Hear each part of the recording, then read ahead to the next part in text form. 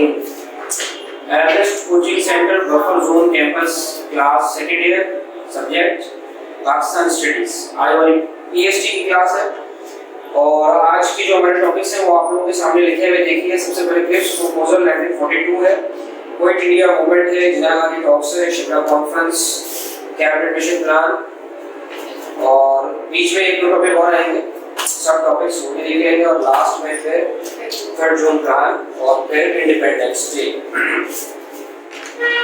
ये जो टॉपिक्स हैं उसके बारे में बड़ा याद रखिएगा कि ये शॉर्ट आंसर्स के हवाले से या एमसीक्यूज के हवाले से आ सकते हैं। और इसके अलावा सेकंड चैप्टर जो आपका स्टार्ट होगा उसमें एक लॉन्ग क्वेश्चन आता है जिसमें आपको important political events from 1940 to 1947 ये क्वेश्चन बहुत ज्यादा आता है। 1940 से लेकर 1947 तक के अहम सियासी वाक़यात रहेंगे, तो अगर वो क्वेश्चन आप अटेम्प्ट करेंगे ना तो उसमें ये तमाम इवेंट्स आपको चाहिए।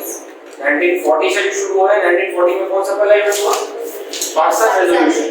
पाकिस्तान रेजोल्यूशन के बाद फिर ये आ रहा है, ठीक है। अब इसके बाद एक दो इवेंट्स और भी आप इसमें शामिल कर सकते हैं। इंटीरियम गवर्नमेंट कैबिनेट मिशन प्लान के बाद शामिल कर सकते हैं। जनरल इलेक्शन के बाद ये 1946 रेजोल्यूशन जो हुई थी, दोबारा पाकिस्तान रेजोल्यूशन का याद हुआ तो उसको भी शामिल कर सकते हैं। अदरवाइज इंट्रोडक्शन प्लस ये कंक्लूजन ये आपके लॉन्ग क्वेश्चन के कंप्लीट हो जाएगा और ये मैं आपको असाइनमेंट के तौर पर दूंगा। उसमें आपको ये सवाल लॉन्ग खुद बनाना होगा क्योंकि इसका आंसर पर्टिकुलरली उस क्वेश्चन के हवाले से आपको बुक में नहीं मिलेगा। ये इवेंट्स बड़े बड़े मिलेंगे, बड़े बड़े तो नहीं लिखना है आपको इन शॉर्ट इनको जो है वो प्रेजेंट करना है, यानी 5 से 6 लाइन में एक इवेंट आपका कवर हो जाएगा। ये आपका असाइनमेंट होगा जब चैप्टर नंबर 1 कंप्लीट हो जाएगा तब, ठीक है, वो आप लोग चेक करा देंगे। अब इन इवेंट्स को देखते हैं। 1942 के अंदर जैसा कि आप लास्ट क्लास में पढ़ चुके थे, फर्स्ट वर्ल्ड वॉर 1939 में स्टार्ट हो गया। Sorry second world war, first world war तो आपकी 14 से 18 तक गई थी। सेकंड वर्ल्ड वॉर हुई थी में स्टार्ट हो गई। सेकंड वर्ल्ड वॉर के जो इनिशियल स्टेजेस थे उसमें हुकूमत बरतानिया को थोड़ा सा मुश्किलात का टफ टाइम था। उसे इनिशियल स्टेजेस जो थे सेकंड वर्ल्ड वॉर के उसमें हुकूमत बरतानिया को थोड़ा सा टफ टाइम मिला। शुरू में बहुत सारे मकामात पर डिफीट भी हो गई।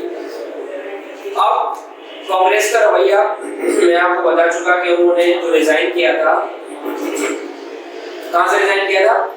मिनिस्ट्री से रिजाइन कर दिया था प्रेशर बढ़ाने के लिए, ताकि अंग्रेजों से हम अपनी बात मनवा सकें और पूरे हिंदुस्तान पर वो हमारा इक़्तिदार हो। तो उन्होंने सिर्फ प्रेशर बढ़ाने के लिए रिजाइन किया था मिनिस्ट्री से और उसका फायदा हुआ था अल्टीमेटली मुसलमानों को कि उनका वो जो एक सख्त किस्म का दौरे हुकूमत था उससे मुसलमानों की जान छूट गई थी। फिर डे ऑफ डिलीवरेंस आया था, शुक्राना मनाया था तमाम मुसलमानों ने हिंदुस्तान के। फिर उसके बाद पाकिस्तान रेजोल्यूशन हुआ और फिर 42 के अंदर अंग्रेजों की तरफ से एक प्रपोजल आया। हाँ, क्रिप्स प्रपोजल उसका नाम है। ये जो साहब जो लेकर आए थे इनका नाम है सर स्टेफर्ड क्रिप्स। ये प्रपोजल बनाकर लेकर आए थे और उस प्रपोजल में था, अब उनकी डिमांड भी आ गई कांग्रेस की और मुसलमानों की डिमांड भी आ गई सामने, तो अब उसको सामने रख के उन्होंने प्रपोजल बना लिया। प्रपोजल में ये था कि हम आजाद कर देंगे वर्ल्ड, जब वॉर के इख्तिताम पे हम आजाद कर देंगे और सूबों को खुद मुख्तारी दे देंगे। इस तरह 2-3 इसमें प्रपोजल और भी शामिल थे, लेकिन हुआ ये कि इस प्रपोजल को रिजेक्ट कर दिया गया कांग्रेस की जानिब से भी और मुस्लिम लीग की जानिब से भी। वजूहात क्या बनी?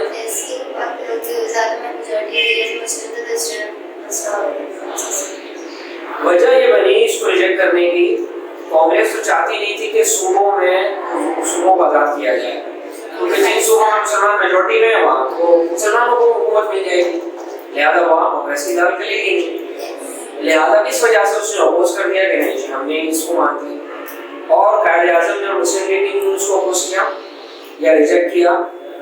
वो केस में आज़ादी की एक नवीद है कि आज़ाद कर दिया जाएगा, लेकिन कोई गारंटी है कि आज ही हम पाकिस्तान बना के दे देंगे। लिहाजा गारंटी ना होने की वजह से फिर मुस्लिम लीग ने जो है इसको रिजेक्ट कर दिया उसको। बस ये 4-5 पॉइंट आप लोगों ने इसमें लिख देने, आपका ये कंप्लीट हो जाएगा। क्रिप्स प्रपोजल ये हमारा हो गया 1942। बस इनकी जो ईयर्स है वो याद रखना है, ठीक है। अब प्रपोजल रिजेक्ट हो गया। अब जाहिर सी बात है कांग्रेस ने अपना आगे इकदाम तो उठाने हैं ना, मुस्लिम लीग ने भी उठाने, कांग्रेस ने भी उठाने। कांग्रेस ने क्या किया, पूरे इंडिया के अंदर एक मूवमेंट जो थी वो लॉन्च कर दी। मूवमेंट का नाम रखा quit India movement, means Hindustan छोड़ दो तहरीक। यानी अंग्रेजों से वो कह रहे हैं हिंदुस्तान छोड़ दो, निकल जाओ यहाँ से, हमारा वतन है, हमारे हवाले में चलेगा। अब जब ये प्रोटेस्ट या ये मूवमेंट जो थी लॉन्च हुई तो जाहिर सी बात है जब एक तहरीक हुकूमत वक्त के खिलाफ चलाई जाती है तो उसमें हुकूमत के खिलाफ बहुत सारे इक़दाम लेने पड़ते हैं आपको। बॉयकॉट किया गया सेरेमनीज का, और जहाँ जहाँ गवर्नमेंट के मामला थे उन तमाम चीज़ों का बॉयकॉट किया गया।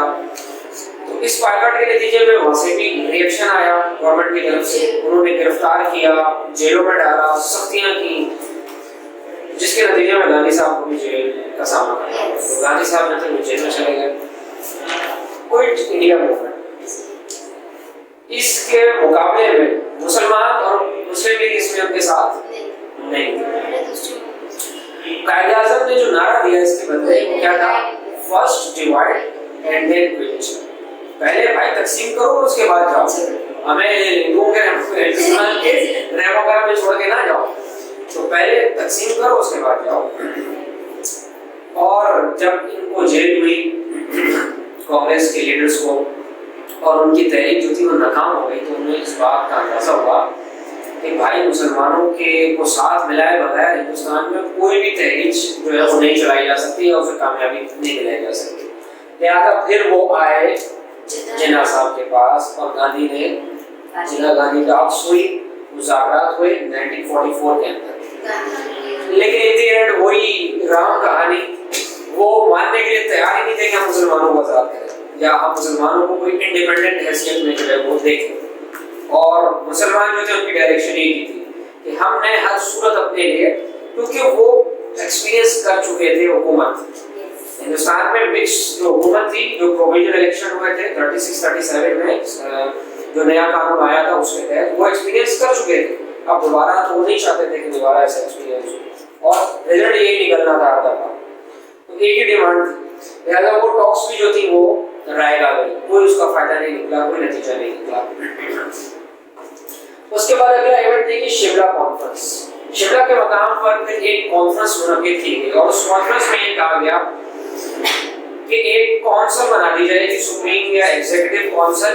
उसमें हम करेंगे ये कि भाई मुसलमानों के भी 5 मेंबर ले लेंगे और जो हिंदू कांग्रेस के जो हिंदू हैं उनके भी हम 5-5 मेंबर लेके वो काउंसिल बना देंगे। तो दोनों को नुमाइंदगी भी मिल गई और हुकूमत भी मिल गई और काम चल रहा है, हमें डिवीजन नहीं करना पड़ेगा, हमें हिंदुस्तान को डिवाइड नहीं करना पड़ेगा। अंग्रेजों की आखिर तक जो है ना यही थी ख्वाहिश, क्योंकि वर्ल्ड वॉर जो है वो खत्म हो चुकी, उसमें अंग्रेजों को कामयाबी मिल गई हुकूमत बरतानिया को। अब वो जाहिर सी बात है अपने उस जो कॉल था कि हम डिवाइड कर देंगे उससे थोड़ा सा पीछे हटने लगे। उन्होंने कहा जरा देखें तो सही क्या माहौल बनता है। तो इस सिलसिले में कॉन्फ्रेंस बुलवाई गई 1945 के अंदर, लेकिन ये कॉन्फ्रेंस शुरू होने से पहले ही नाकाम हो गई।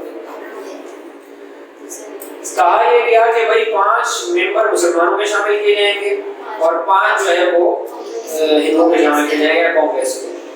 तो कांग्रेस ने या गांधी साहब ने बीच में एक पक डाल दी कि भाई एक मुसलमान मेंबर जो है वो हमारी तरफ से होगा, हम खाली हिंदुओं के तो नहीं वो नुमाइंदे हैं ना, हम तो पूरे हिंदुस्तान के नुमाइंदे, तो उसमें मुसलमान भी आते हैं, तो एक मुसलमान नुमाइंदा हमारी तरफ से होना चाहिए। कायदे आज़म ने बोला होल्ड ऑन, रुकिए, हमारा नाम है all India Muslim league. India के हिंदुस्तान के तमाम मुसलमानों की अगर कोई रिप्रेजेंटेशन करता है तो वो हम है, इसका हक हमें हासिल है, आपको किसी सूरत हासिल नहीं है। तो इस नुक्ते के ऊपर जो है समझिए कि सारा मामला खराब हो गया और शिमला कॉन्फ्रेंस शुरू होने से और ये छोड़ दिया गया आवाम के ऊपर। अब आवाम फैसला करे कि कौन उनका नुमाइंदा है। Next go to election, election में फैसला होगा ना कि कौन नुमाइंदा है हमारा। इलेक्शन में चले गए, वो इलेक्शन में गए तो वहां तो मुसलमान जो थे वो सारे के सारे तैयार बैठे हुए थे कि बस इस दफा इलेक्शन हो। और हम जो है मुस्लिम लीग बहुत मजबूत हो चुकी थी, मुसलमानों में जज्बा बहुत पैदा हो चुका था और आज़ादी की जो तहरीक थी अपने पीक पर थी। तो मुसलमानों ने मुस्लिम लीग को सूबों से भी जिताया और फेडरल में भी उन्होंने जिताया। फेडरल की तमाम मुस्लिम सीट्स उन्होंने जीती और प्रोविजन की 80% सीट जो थी वो मुसलमान जो थे वो जीत गए थे। और इससे फिर साबित हो गया कि पूरे हिंदुस्तान में मुसलमानों की जो नुमाइंदगी का हक हासिल है वो किसको है, और इंडिया मुस्लिम लीग को।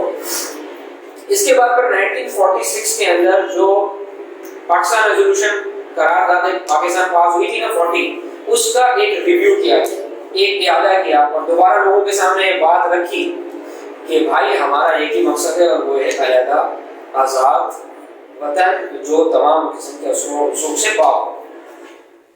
उसके बाद जो अगला अहम इवेंट है वो है कैबिनेट डिवीजन चुनाव। अब जब वो सारे फॉर्मूले नाकाम हो गए तो अब एक और फॉर्मूला आया जिसका नाम रखा है कैबिनेट डिवीजन प्लान। हुआ ये, इसका बैकग्राउंड ये है कि बरतानिया में हुकूमत चेंज होती है, इलेक्शंस होते हैं बरतानिया में और जब उसके नतीजे में दूसरी लेबर पार्टी की हुकूमत बन जाती है। अब वहाँ निज़ाम ये था कि जिस पार्टी की हुकूमत होती तो वो हिंदुस्तान के अंदर अपनी मर्जी की हुकूमत बनाता, अपनी मर्जी का वाइस लगाता, क्योंकि भाई जिसकी हुकूमत वहाँ है वही यहाँ पे इस चीज़ का मजाज है कि वो हर किस्म का करेगा। तो उनकी जो काबीना बनी वहाँ पे, कैबिनेट के जो मेंबर सेलेक्ट हुए, तो उन्होंने उन काबीना के अरकान पर मुश्तमिल एक वफ्द भेजा हिंदुस्तान और एक और नया प्रपोजल दे के भेजा कि हो सकता है ये प्रपोजल कामयाब हो जाए, हिंदुस्तान की जो तारीख है या हिंदुस्तान का जो फ्यूचर है उसको बदल दे। वो ये था कि भाई 3 किस्म के जो मामला होंगे वो देखेगी, एक काउंसिल टाइप एक चीज बनाई जाएगी, union. There shall be a union of the subcontinent which shall be responsible for the foreign affairs, defense and communication। ये 3 जो शोबे हैं, डिपार्ट है, फॉरेन अफेयर्स, डिफेंस, कम्युनिकेशन। और ये याद रखिएगा किसी भी हुकूमत के लिए सबसे अहम तरीन जो शोबे होते हैं वो ये खारजा मामला, दूसरे ममालिक से ताल्लुक, कम्युनिकेशन इत्तलात जो का जो शोबा होता है, और तीसरा डिफेंस। ये 3 शोबे सबसे ज्यादा अहम होते हैं और उन्होंने कहा ये जो शोबे होंगे ये यूनियन के हाथ में होंगे। अब वो यूनियन कैसे बनेगी, उसमें अंग्रेज भी शामिल होंगे, लाजमी सी बात है, और यहाँ के लोग भी शामिल होंगे ना। बाकी इसके अलावा जितने भी अफेयर्स होंगे वो कौन देखेगा, सूबे देखेंगे। हिंदुस्तान को 3 हिस्सों में डिवाइड किया जाएगा। कितने हिस्सों में? 3 हिस्सों में। यानी पार्टीशन करने में तो तैयार हो गए, लेकिन वो 3 पार्टीशन कर रहे थे, group A, group B, group C. Group A में Hindu majority provinces, group B Muslim majority provinces, और ग्रुप सी जो है इसमें जहाँ मिक्स इन लोगों के थे, जो आबादी वगैरह थी, कुछ ऐसे इलाके थे जैसे बंगाल है, असम है, तो इन इलाकों को अलग से एक ग्रुप उन्होंने बना के उसको शामिल कर दिया। तो इस तरह 3 ग्रुप उन्होंने बना दिया और साथ में ये शर्त रख दी कि जो पार्टी इस प्लान को मानेगी ना उसको हम हुकूमत में, वो यूनियन की जो बात थी ना, उसको हम यूनियन में अपने साथ शामिल करेंगे। ब्लैक मैजिक देखिए यहाँ पर ऐलान तो ये किया इन्होंने, तो मुस्लिम लीग इस बात का इंतजार कर रही थी कि हमसे राब्ता किया जाए, ठीक है, हमें कोई इशू नहीं है शामिल होने, भाई हम तो हर तरह से कोऑपरेट करने के लिए तैयार है ना, हम ये फॉर्मूला भी इसमें भी चल के देख लेते हैं। लेकिन खयानत ये की गई कि मुस्लिम लीग से बात किए बगैर ही उन्होंने कांग्रेस को हुकूमत में शामिल कर लिया और उसका नतीजा ये निकला कि पूरे मुल्क के अंदर फसाद बर्पा हो और कंट्रोल से बाहर हो गई पूरी सिचुएशन। तो उसके बाद उन्हें एहसास हुआ कि यार हमने तो बड़ी गलती कर दी, मुस्लिम लीग को अपने हल्का ले लिया और यहाँ तो सारे मुसलमान जो है उन्होंने तो तबाही मचा दी। उसके बाद उन्होंने मुसलमानों को शामिल किया, यूनियन बनी, इंटीरियर गवर्नमेंट बनी, उमूरी हुकूमत किसको कहते हैं? इलेक्शन वगैरह का माहौल देखा आप लोगों ने पाकिस्तान में जो होता है, देखिए ये 5 साल के लिए आती है ना हुकूमत, 5 साल में एक डेट होती है आखिरी, उस डेट पे जो असेंबली होती है वो खत्म हो जाती है ऑटोमेटिकली, उसके बाद इलेक्शन होता है। तो उसके बाद का जो टाइम पीरियड होता है, महीना, 1.5 महीना, 2 महीना, एक टाइम फिक्स होता है कि इतने अरसे में आपने इलेक्शन करवाना है। तो उस टाइम पीरियड के लिए मुल्क को चलाने के लिए एक गवर्नमेंट बनाई जाती है, उसको इंटीरियर गवर्नमेंट कहा जाता है, उमूरी हुकूमत। उसमें वजीर आजम भी होता है, उमूरी वजीर आजम। लास्ट कौन था उमूरी वजीर आजम, मालूम है क्या? नहीं, इमरान खान तो वो है ना, मुझे जो याद आ रहा है शायद नजम सेठी जी, नजम सेठी, ये जो आपके जियो टेलीविजन के ऊपर जिनको बाद में chairman of cricket Pakistan cricket board भी लगा दिया गया। तो हमारे यहाँ ऐसे ही बनते हैं ना भाई, जो माशाल्लाह जितनी ज़्यादा अप्रोच करने वाला होगा तो उसको लगा दिया जाता है। तो इंटीरियर गवर्नमेंट, जहाँ तक मुझे ख्याल, जहाँ तक याद आ रहा है, तो पुरानी बात हो गई, वो इलेक्शंस करवाते हैं, उसके बाद फिर उसको इंटीरियर गवर्नमेंट कहते हैं पूरी। तो पूरी हुकूमत में फिर मुसलमानों को भी शामिल कर लिया गया, लेकिन ये पूरी हुकूमत भी ज़्यादा दिन नहीं चल सकी। क्यों? कोई वजह? इत्तेफाक भी बैठ रहा होगा सर, सब इत्तेफाक बैठ सकता भी नहीं था बेटा। टू नेशन थ्योरी, यही हमारी बुनियाद है और इसको हम छोड़ नहीं सकते। जो लोग बड़ा बवाला मचाते हैं ना हमारे मुल्क में, अब क्या जरूरत है बाबा टू नेशन थ्योरी की, तो ये भाई बुनियाद है। आप उस कंट्री में जाके आज भी देखें, टू नेशन थ्योरी आज भी एग्जिस्ट कर रही है। वहाँ जो दीगर जो मज़ाहिब से ताल्लुक़ रखने वाले लोग हैं या बिलखुसूस जो मुसलमान हैं, वो आज भी सफ़र कर रहे हैं। वो आज भी अब तो बाकायदा नारे लगाते हैं और कहते हैं कि जिनास थ्योरी वाज ट्रू, उनकी थ्योरी बिल्कुल सही थी, हमें उस टाइम उनका साथ देना चाहिए था, आज हम पछता रहे हैं। ड्यूरेशन थ्योरी बिल्कुल सही थी, एग्जिस्ट करती है और ये करेगी जब तक इस्लाम और दीगर मज़ाहिब जो आपस में इस तरीके से क्लैश करने का जिनका जहन है, ठीक है। जब इस्लाम पावर में होता है तो हम तो सबको हुकूक देते हैं, हम तो सबको राइट देते हैं, इसलिए हमने 1000 बरस से ज़ायद अरसा बड़े सगे के ऊपर हुक्मरानी की। लेकिन जब ये हुक्मरानी चेंज हुई दूसरों के पास भी, तो देख लीजिए मामला किस तरीके से चल रहा है इस पूरे रीजन के। बहरहाल तो वो इंटीरियर गवर्नमेंट भी फेल हो गई। उसके बाद फिर हुकूमत बरतानिया ने वाइसरे तब्दील किया, लॉर्ड माउंटबेटन को वाइसरे लगाया गया हिंदुस्तान का, और उसको टोटल इख्तियार देके भेज दिया कि बस अब हमारी जान छुड़वा दो भाई। 1948 में हमने वादा किया हुआ है कि हिंदुस्तान को छोड़ना है हर हाल में, लेकिन जान नहीं छूटती, जान छुड़वा दो हमारी। अच्छा, ये जो आदमी था, इसके गांधी फैमिली से बड़े ताल्लुकात अच्छे बताए जाते हैं कि पहले भी यहाँ वो जा चुका था। तो इसने आके तमाम स्टेक होल्डर्स, तमाम पार्टीज, तमाम लोगों से मशवरा किया और उसके बाद वो इसी नतीजे पर पहुंचा कि सिर्फ पार्टीशन ही हल है, इसके अलावा नहीं है। लेकिन मिली भगत, प्लानिंग, ऑर्गेनाइजेशन की पहले से थी कि हमने किस तरह मुसलमानों को धोखा देना है, रिसीव करना है। 3 जून प्लान, जो ऐलान 3 जून को किया गया रेडियो से, ऑल इंडिया रेडियो से जो ऐलान किया गया और कहा गया कि ये इलाके पाकिस्तान में दे दिए जाएंगे और ये इलाके जो उसूल बनाए गए थे, वो तमाम उसूलों को वायलेट किया गया बाउंड्री कमीशन के अंदर। जब तकसीम की बारी आई तो उसमें फिर उन तमाम रूल्स को वायलेट किया गया। ये आप नेक्स्ट चैप्टर के अंदर डिटेल में पढ़ेंगे कि 3 जून प्लान असल में था क्या और boundary commission red Cliff award क्या है, किस तरीके से धोखा दिया गया, कायदे-ए-आज़म ने क्या कमेंट किया। तो इस तरह पाकिस्तान को विरसे में बहुत सारे ऐसे मसाइल का सामना करना पड़ा जिनसे हम आज तक निपट रहे हैं। इशू ऑफ कश्मीर, बहुत सारी स्टेट्स तो हमें पता ही नहीं है कि जो कश्मीर के अलावा भी हमें मिली थी, उन पे हिंदुस्तान ने जबरदस्ती कब्जा किया हुआ और आज भी जो है वो इस बात को कहते हैं कि हम जो है वो पाकिस्तान के साथ हैं या पाकिस्तान के साथ ही हम जुड़ना चाहते थे, जबरदस्ती हमें हिंदुस्तान ने अपने साथ मिलाया हुआ है। ये बेटा एक पूरा सफर है जो बड़ा तल्ख है।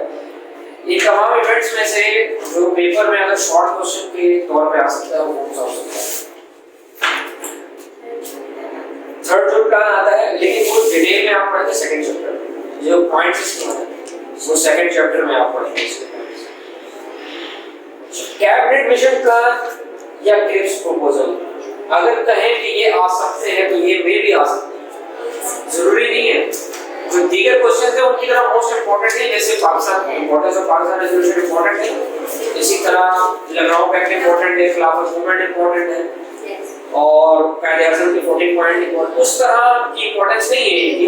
लेकिन फिर भी आप इसके जरा 2-4 पॉइंट बना के शॉर्ट क्वेश्चन अपना ध्यान रखिएगा, इन केस अगर आ जाए तो आप लोग उसको अटेम्प्ट कर सकते हैं। ठीक है बेटा, कोई क्वेश्चन आप लोगों का इससे रिलेटेड हो तो आप क्वेश्चन कर सकते हैं। इसके लॉन्ग क्वेश्चन देखिए कौन-कौन से दे रहे हैं। 3 नंबर 26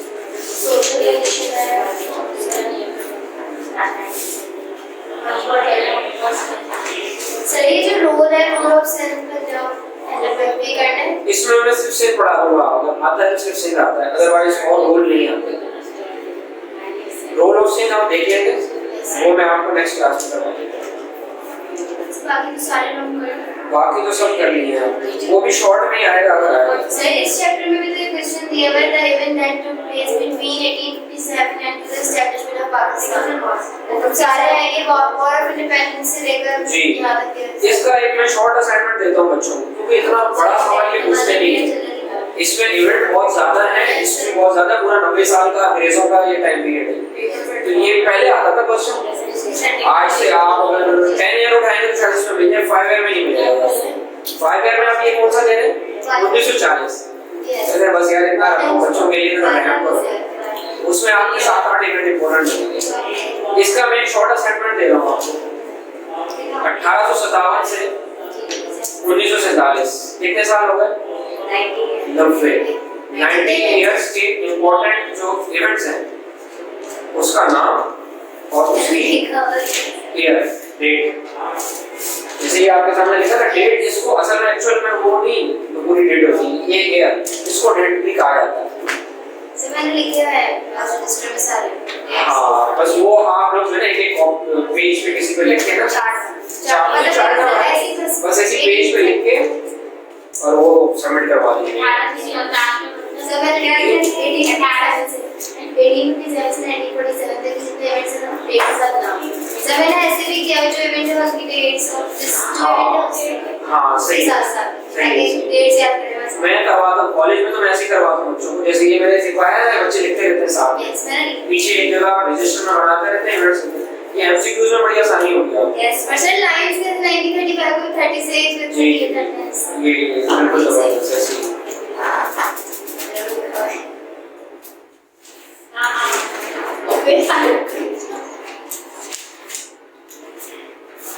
इंपॉर्टेंट क्वेश्चन इस चैप्टर के कौन-कौन से हैं? लॉन्ग आइडियोलॉजी ऑफ पाकिस्तान चाहिए, और कंडीशन ऑफ साउथ एशिया जो इन्फ्लुएंस है culture impact of Islam. Yes condition वाला तो अब नहीं आता, आपको शॉर्ट में सिर्फ कास्ट सिस्टम पूछते हैं। लॉन्ग में impact of Islam, ideology of Pakistan with कायदे स्टेटमेंट, और इसके अलावा वैसे भी पाकिस्तान चीन objectives of the establishment of Pakistan। क्या बता सकते हैं? Reasons and causes for the demand। हाँ वो वाला सवाल भी इम्पोर्टेंट है, वो भी आता है किसी न किसी ग्रुप में। ठीक है बेटा, ये देख लीजिएगा आप लोग, और कोई क्वेश्चन है तो पूछ ले, मेरा क्लास को पढ़ लो। नाम के साथ ठीक है बेटा, क्लियर है? चलिए।